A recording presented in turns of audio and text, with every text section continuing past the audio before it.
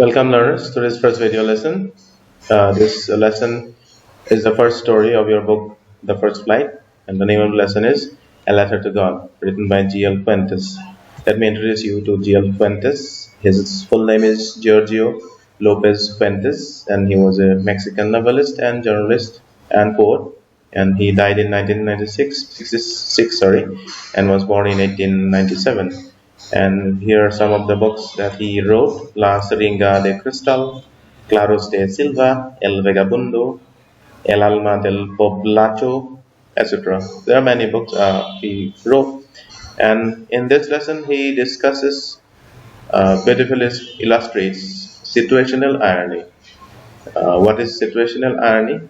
Situational irony occurs when your actions lead to something that you do not want. Like in the story, the employees in the post office want to help Lancho, and wanting to help Lancho, they send him some money. And after getting the money, they thought that Lancho would be happy after getting the money. But after getting the money, Lancho becomes angry, and that is why this situational irony occurs. There are some more examples I'll show you here. The anywhere situation. Here, look at this. When actions turn out to be opposite of their intended result. So, for example, a police station getting robbed is an example of a situational irony. A post on Facebook complaining how useless Facebook is also an example of a situational irony. And then there's a story written by O. Henry.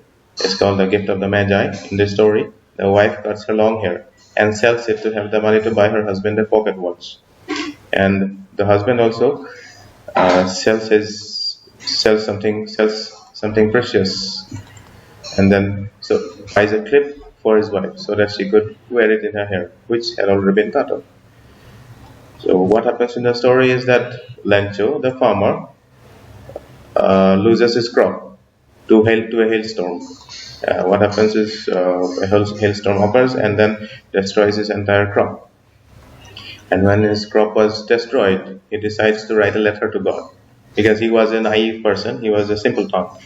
He thought that God would really answer him. So he actually wrote the letter to God and then went to the post office and then posted it.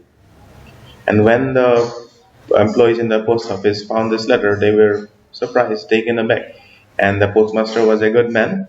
When he found the letter, he was taken aback to see how unshaken, how fast Lancho's faith in God was. So he thought that he would not break his trust. So he decides to help him out, and he tells everybody in the post office to contribute whatever they could.